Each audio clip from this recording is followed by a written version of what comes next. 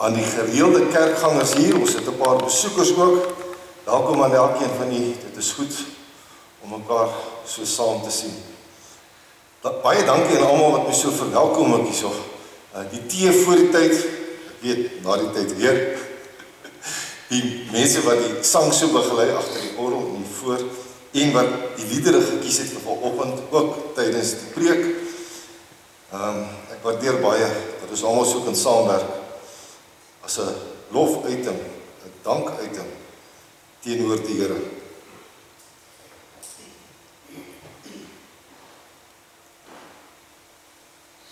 Kom ons val in eerbetoon voor hom neer.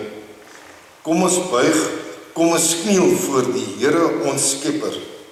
Hy is ons God en ons is sy volk, sy kudde, sy skape, deur sy hand versorg. Gemeente van die Here, genade, barmhartigheid en vrede vir u, van God ons Vader en die Here Jesus Christus, deur die teenwoordigheid van die Heilige Gees. Ons sing 'n loflied saam tot eer van die Here. Liedboek 202 verse 1 tot 3.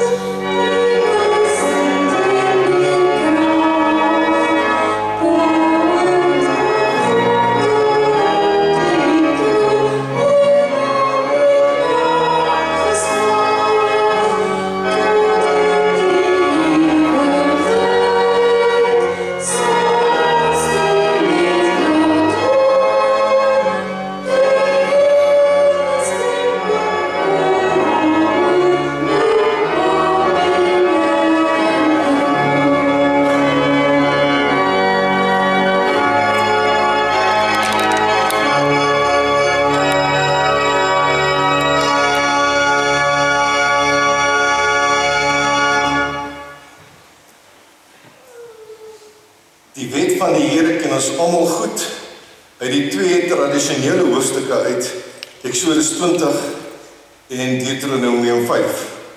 Vanoggend lees ek dit ook, ons gaan duidelik hoor, dit is die wet. Antieke Israel het dit so verstaan ook, maar dit kom met 'n ongewone teksgedeelte wat ons gebruik in hierdie deel van die erediens, naamlik Levitikus 19. Daar's twee redes hoekom ek dit hierdie gedeelte gebruik. Nommer 1, dit help ons om aan te voel, wat is wet? Dit is ook nou nie so bang maak tekste, soos wat mense dit baie keer verstaan nie. Nommer 2, dit is ook een van ons preektekste vanoggend. Dit is lang. Ek gaan dit voorlees, Levitikus 19. Luister hoekom die wet in die teksgedeelte deur. Die Here het met Moses gepraat en gesê, praat met die hele volksvergadering van die Israeliete en sê vir hulle, julle moet heilig wees, want ek, die Here julle God, is heilig. Dis die sleutel. Julle moet heilig wees, want ek, die Here julle God, is heilig. Elkeen van julle moet vir sy moeder en vader ontzag hê, en my sabbate moet julle onderhou. Ek is die Here julle God. Daar gedeeltes ken ons. Moet julle nie tot niks werd gode wend nie. Gegote beelde mag julle nie vir julle maak nie. Ek is die Here julle God. Daai ken ons ook. Wanneer julle vir die Here 'n maaltyd offerslag, bietjie vreemder, moet julle dit so slag dat dit tot julle voordeel strek. Naamlik, op die dag wanneer julle offer, moet dit geëet word, of die dag daarna. Wat tot die derde dag oorbly, moet met vuur verbrand word. As dit wel op die derde dag geëet word, is dit iets walgliks. Dit is nie aanvaarbaar nie. Die een wat dit eet, sal sy sondeskuld dra, omdat hy dit wat heilig is voor die Here, ontheilig is. Daardie persoon moet uit sy volk verwyder word. Dit is 'n vreemde wet vir ons. Wanneer jy die graaoes uit jou grond insamel, mag jy nie die kant van jou land afoes nie. En die oesreste, wat val, mag jy nie optel nie. Jy mag die naoes van jou wingerd nie afoes nie. En die trosse wat val, mag jy nie optel nie. Vir die weerloose en die vreemdeling moet jy dit agterlaat. Ek is die Here julle God. Julle mag nie steel nie, julle mag nie lieg nie, en julle mag as volksgenote mekaar nie bedreig nie. Dit ken ons goed. Ook, julle mag nie in my naam 'n vals eed aflê en so die naam van God ontheilig nie. Ek is die Here. Jy mag nie jou naaste uitbuit en beroof nie. Jy mag nie die loon van 'n dagloner deur die nag by jou hou tot die oggend nie. Jy mag 'n dowe nie vervloek nie en voor 'n blinde nie 'n struikelblok lê nie. Jy moet vir jou God ontzag hê. Ek is die Here. Jy mag nie onreg pleeg in die regspraak nie. Jy mag nie partydig wees vir armes of voorkeur gee aan belangrikes nie. Oordeel jou volksgenoot regverdig. Jy mag nie as kwaadstroker tussen jou mense rondgaan nie. Jy mag nie jou medemens se lewe in gevaar stel nie. Ek is die Here. Jy mag nie jou broer in jou hart haat nie. Wys jou volksgenoot op openhartig tereg. Jy mag nie 'n misstap teen hom bly hou nie. En dan een van die teksverse. Jy mag nie haatdraand wees en 'n wrok koester teen die kinders van jou volk nie. Jy moet jou naaste lief hê soos jouself. Ek is die Here. Dit ken ons goed. My vaste voorskrifte moet julle nakom. Jy mag onder jou diere nie verskillende soorte laat paar nie. Hier is 'n vreemde gedeelte vir ons. Op jou land mag jy nie verskillende soorte saad saai nie. Klere van verskillende soorte materiaal mag jy nie dra nie. Nog iets wat vreemd is vir ons. Wanneer 'n man by 'n vrou slaap en sy is 'n slavin wat aan 'n ander man toegesê is, maar die vrykooptransaksie is nie afgehandel nie, of vryheid is nog nie aan haar toegeken nie, moet daar skadevergoeding wees. Hulle mag nie doodgemaak word nie, want sy was nie vry nie. Vreemd vir ons konteks, maar in die antieke wêreld. Die man moet sy hersteloffer dan vir die Here na die ingang van die tent van ontmoeting bring, 'n ram as hersteloffer. Die priester moet met die ram van die hersteloffer vir hom voor die Here versoening doen vir die sonde wat hy gedoen het. Dan sal hy vergewe word vir die sonde wat hy gedoen het. Wanneer julle in die land aankom en allerlei vrugtebome plant, moet julle die vrugte daarvan as verbode beskou. Bietjie vreemd vir ons. Vir 3 jaar moet dit vir julle verbode wees. Dit mag nie geëet word nie. En die 4de jaar moet al die vrugte daarvan heilige lofoffers vir die Here wees. En die 5de jaar mag julle die vrugte daarvan eet, om die opbrengs daarvan vir julle steeds meer te maak. Ek is die Here julle God. Nog wat bietjie vreemd is vir ons. Julle mag nie vleis eet met die bloed nog daarin nie. Jy mag nie voorspellings maak uit voortekens nie. Julle mag nie waarsêry beoefen nie. Julle mag nie die hare op julle slape knip nie. Julle mag nie die kant van jou baard wegsny nie. Jy mag nie snye in jou liggame maak vir 'n afgestorwene nie. En julle mag nie tatoeëer en julle mag julle nie tatoeëer nie. Ek is die Here. Ander kultuur, ander wet. Jy mag jou dogter nie onteer deur van haar 'n prostituut te maak nie, sodat hoerery nie in die land posvat en die land vol skanddade word nie. Dan herhaal dit, my sabbate moet julle hou en vir my heiligdom moet julle ontzag hê. Ek is die Here. Moet julle nie wend tot waarsêer geeste nie en by voorvadergeeste moet julle nie hulp soek nie. Dit is net om deur hulle onrein te word. Ek is die Here julle God. Vir 'n grysaard moet jy opstaan, eerbied betoon aan 'n bejaarde en ontzag hê vir jou God. Ek is die Here. Nog 'n gedeelte van ons teksvers vir vandag. Wanneer 'n vreemdeling by jou verblyf het in julle land, mag julle hom nie verdruk nie. Die vreemdeling wat verblyf by julle het, moet vir julle net soos 'n gebore Israeliet by julle wees. Julle moet vir hom lief wees, soos vir jouself. Julle was immer self vreemdelinge in Egipte land. Ek is die Here julle God. Dan die afsluitingsverse. Jy mag nie onreg pleeg in die regspraak, wanneer dit gaan oor lengte, gewig en inhoudsmaat nie. Julle moet 'n onvervalste weegskaal, onvervalste gewigte, 'n onvervalste eva en 'n onvervalste hin hê. Dit is die meetinstrumente as jy besigheidstransaksie doen. Ek is die Here julle God, wat julle uit Egipte laat wegtrek het. Julle moet al my voorskrifte en al my beslissings nakom. Julle moet dit uitvoer. Ek is die Here. Vele van die wette maak nie meer sin in ons tyd nie. Ander maak presies net so sin. Jy mag nie steel nie. Ons weet baie goed uit ons Christelike identiteit, uit wie en wat ons is, wat is ander mense nie mag aandoen nie moet aandoen, en wat is wel moet doen teenoor ander mense, hoe is ander mense wel moet help. Op laasgenoemde punt, dit wat ons moet doen aan ander mense, positief, en nie albei daarby uitkom nie, dit is altyd daarby uitkom nie. Dit is deel van die sondes van ons tyd, van elkeen van ons as individu. As ons die sondes bring na die Here toe, dan weet ons uit die Bybel uit, die woord van God verkondig die vergifnis van sondes. Dis agter ons. Ons lewe as vrygemaakte mense, voor God, saam met God. Ons lewe as gelowiges.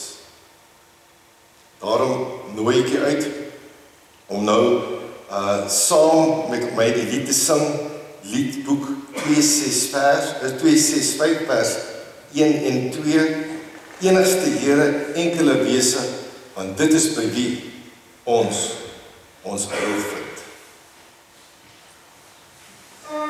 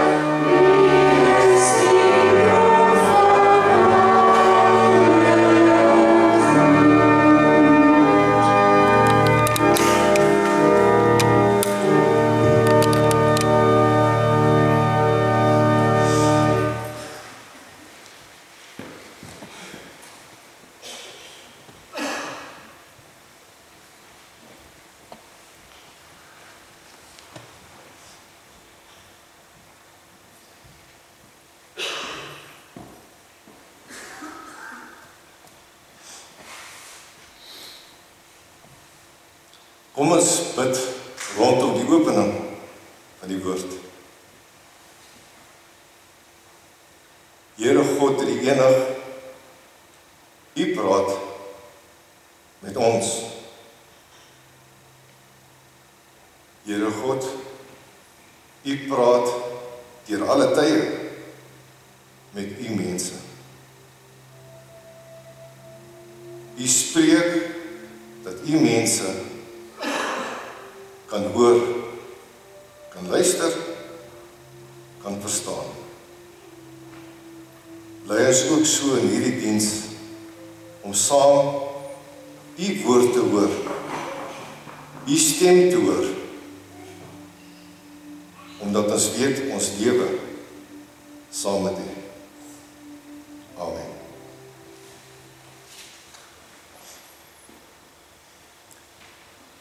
Woon daar by die wetsgedeelte, wat in die preek 'n keer of twee jy gaan hoor, is daar 3 gedeeltes uit die evangelie van Lukas, wat ek volgende vir ons sal saam lees. Dis al 3 saam is nie so lank nie. Dis 3 verhale wat jy ken. Veral die een ken jy baie goed.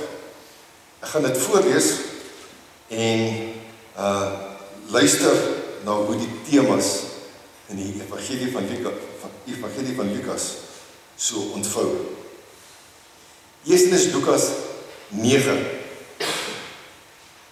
Toe die tyd vir Jesus se hemelvaart naderkom, so die mense van Lukas het al die storie van Jesus geken. Nou word iets van vroeër in Jesus se lewe vertel, so hulle weet.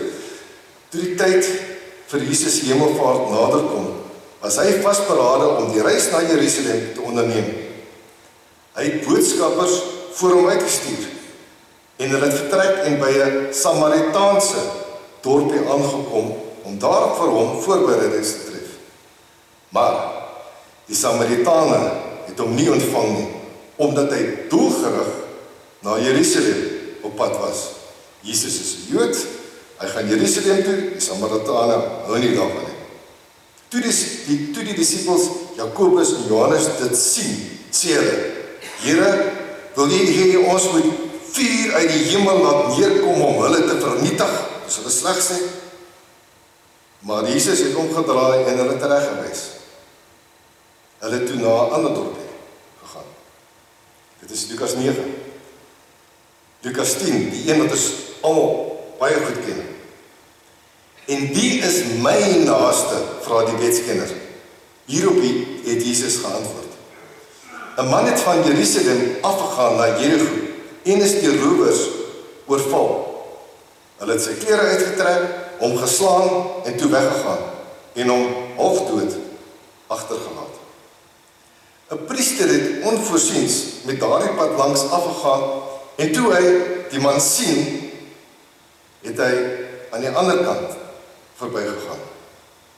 En net so het ook 'n Lewiet tempelamptenaar by die plek aangekom en toe hy die man sien, het hy ook aan die ander kant verbygegaan. Maar 'n Samaritaan wat op reis was, het op hom afgekom en toe hy die man sien, het hy hom innig jammer gekry. Hy het na hom gegaan, sy wonde verbind en olie en wyn daaroor gegiet en toe help hy die man op sy eie rydier, neem hom na 'n herberg en versorg hom daar. Die volgende oggend haal hy 2 denarius in die 2020 vertaling, 2 geldstukke uit en gee dit vir die herbergier en sê, versorg hom en wat jy ook al bestee, sal ek jou terugbetaal wanneer ek weer kom. Wie van hierdie 3 dink jy, vra Jesus vir die wetsgeleerde, wie van die 3 dink jy was 'n naaste vir die man wat deur die rowers oorval is? En die wetskenner het geantwoord, die een wat ontferming aan hom betoon het. Toe sê Jesus vir hom, gaan jy en maak ook so. Gaan jy en maak ook so. Dan Lukas 17, ook 'n bekende verhaal. Op 'n keer het Jesus op pad na Jerusalem deur die grensgebied tussen Samaria en Galilea gereis. Toe hy 'n sekere dorpie binnegaan, het 10 melaatse mans hom tegemoet gekom. Hulle het op 'n afstand bly staan en geroep, Jesus, meester, ontferm u tog oor ons. Toe Jesus hulle sien, sê hy vir hulle, gaan wys julle self vir die priesters. Op pad daarheen is hulle gereinig. Een van hulle het, toe hy sien dat hy gesond geword het, omgedraai en God met 'n harde stem geloof. Hy het op sy gesig aan Jesus se voete neergeval en hom gedank. Hy was 'n Samaritaan. Jesus antwoord hom toe, is daar dan nie 10 gereinig nie? Waar is die ander 9? Was daar niemand onder hulle te vind wat omgedraai het om God te loof, behalwe hierdie vreemdeling nie? Toe sê Jesus vir die man, staan op en gaan. Jou geloof het jou gered. Tot sover. Jy kan sien die preektitel, preektema om tot verhaal te kom. Jesus het 'n storie oor 'n Samaritaan. Lukas het 'n vertelling oor Jesus en die Samaritane. Ons het 'n lewensverhaal met Jesus in Lukas en die Samaritane. En daarmee is my boodskap vir vanoggend al opgesom. Jesus het 'n storie oor die Samaritane, Lukas het 'n vertelling oor Jesus en 'n Samaritaan, en ons het 'n lewensverhaal met Jesus in Lukas en die Samaritane. Kom ons vat hierdie 3 punte. Daai 3 punte. 1. Ons begin met Jesus se storie oor die barmhartige Samaritaan. Die kollegas van my wat die Nuwe Testament bestudeer, vir wie ek die meeste bewondering het, is die wat probeer deurtuur agter die 4 evangelies en Paulus in, om te probeer verstaan, maar wat het Jesus nou eintlik gedoen en gesê? Eerder gestel, wat binne die Nuwe Testament vertel die geskiedenis van Jesus, en wat binne die Nuwe Testament is verdere preke oor Jesus. Watter tekste vat die gebeure raak, en watter tekste brei dit uit? Maar wat beteken Jesus se woorde dan nou verder? Ons weet mos hoe werk dit. Elkeen van ons vertel gebeurtenisse anders oor, al praat ons van dieselfde gebeurtenis. As almal van u later vandag of môre gaan vertel, maar wat het Christo Lombard vanoggend gesê, wat het hy te sê gehad, gaan elkeen sy herinnering anders oorkom. Hy lees dan groot stukke uit die Bybel uit, gaan jy dalk sê, vir dit wel. Hy preek altyd uit beide die Ou en Nuwe Testamente, sal sê, dalk sê vir 'n familie dit. Hy verg dan baie dinkwerk, saam dinkwerk van ons, gaan hy dalk vir iemand anders vertel. En al 3 is reg, maar vra mense julle dan verder uit, het hy daarom oor iets gepreek, dan sal al 3 antwoord, ja, die barmhartige Samaritaan, die ou boodskap daaruit. Daarom niet gestel, hoop ek. Al 3 van die stem saam oor die kern van wat vanoggend gebeur het, en elkeen vertel dit anders oor. En so ook die Nuwe Testament oor Jesus. Al die boeke stem saam dat Christus die kern is. Elke oorvertelling stel dit anders. Hierdie Nuwe Testamentiese die Nuwe Testament kollegas vir my, wat ek so bewonder. Die wat so agter die Bybeltekste intuur of deurtuur om te sien, maar wat is dan nou die geskiedenis van Jesus? Hulle stem op groot skaal saam. Die gelykenis van die barmhartige Samaritaan kom na alle waarskynlikheid direk uit die mond van Jesus.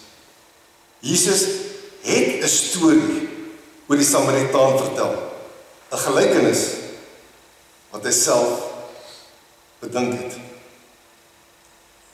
Natuurlik het die idee van liefde vir jou naaste, dit het die Jode in Jesus se leeftyd lankal reeds goed geken.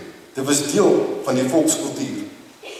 Dit is wat ons vanoggend saam gelees het in Levitikus 19. Spesifiek die twee gedeeltes. Jy mag nie haatdraand wees en 'n wrok koester teen die kinders van jou volk nie. Jy moet jou naaste lief hê soos jouself. Ek is die Here. En dan 'n paar verse verder in Levitikus 19. Wanneer 'n vreemdeling by jou verblyf het in julle land, mag julle hom nie verdruk nie. Die vreemdeling moet vir julle net soos 'n gebore Israeliet by julle wees. Julle moet vir hom lief wees, soos vir jouself. Ek is die Here jou God. En ons almal weet nou, die liefde is nie die emosie. Omgee. Positiewe goed doen. Help. Jesus se antwoord, laat ek dit so stel, hierdie idee van die praktiese naaste liefde vir almal rondom jou, dit was met ander woorde deel van die algemene verstaanswêreld van die Jode van Jesus se tyd. Maar 'n mens soek mos soms 'n skuiwergat, 'n loophole. As 'n mens voel jy moet iets doen wat jy wil nie dit eintlik doen, maar jy voel eintlik behoort jy dit te doen. Vandaar dat die wetskenner vir Jesus vra, maar presies wie dan nou is my naaste? Uit Levitikus 19 vra die wetskenner dit. En Jesus se antwoord, ken ons goed. Die gelykenis wat ons weet, so help die Bybelwetenskaplikes ons, wat ons weet, Jesus vertel het. Merkwaardig bly, dat in hierdie storie wat Jesus opmaak, die gelykenis wat Jesus bedink, het hy nie een van sy eie mense as die held van die verhaal gaan maak nie. Die held van die gelykenis is nie 'n mede-Jood van Jesus, of dalk selfs een van sy disippels nie. As Jesus 'n verhaal vertel oor praktiese naaste liefde, is sy hoofkarakter iemand wat hy veronderstel is om te verpes. Om Jesus se keuse van die held in die verhaal, die keuse van 'n Samaritaan as die held van die verhaal, om dit effens verdraaid om te sit in ons eie konteks, nogal in 'n verkiesingsjaar by ons. Kan 'n mens dit so stel? As Jesus 'n lid van AfriForum was, dan was dit die gelykenis van die barmhartige EFF lid. Of as Jesus 'n lid van die EFF was, dan was dit die gelykenis van die barmhartige AfriForum lid. Dit val nogal skokkend op 'n mens se oor as jy dit so stel. Maar dit is nagenoeg hoe hierdie gelykenis op die ore van Jesus se toehoorders sou geval het. Die onverwagte